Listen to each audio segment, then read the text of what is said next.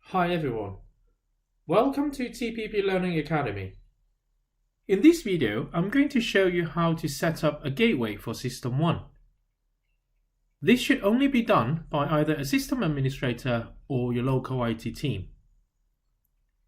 Gateway is a login client that allows scanning of documents to take place within SystmOne. We recommend that a gateway should be set up on a PC that is always switched on in your organization. Gateway is required for each network, meaning if your organization has multiple sites which are run on different networks, you will require to set up a gateway per network. First of all, navigate to your C drive, Apps, TPP. In this folder, look for a file name called rungenps.bat. Right-click on it,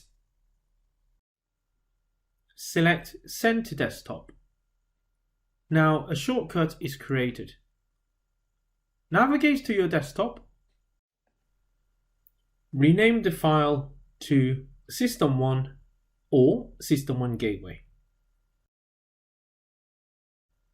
You could also change the icon accordingly.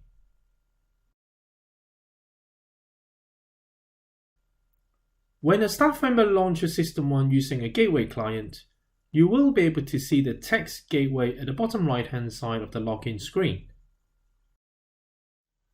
Once logged in, you will now be able to identify if someone is logged in using a gateway PC by looking at this red monitor icon at the bottom right-hand side of the screen.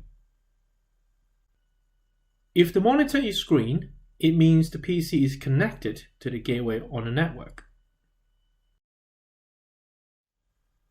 As a system administrator, you can set up the gateway PC in the organization preferences to be logged back on to SystmOne automatically after a maintenance release. Simply enter the PC ID of the gateway into this field. PC ID can be obtained using the Shift and F12 on your keyboard. Thank you very much for watching, and I hope you find this video useful. Please subscribe to our channel for more videos. For hints and tips, follow us on Twitter at TPP Training Tips.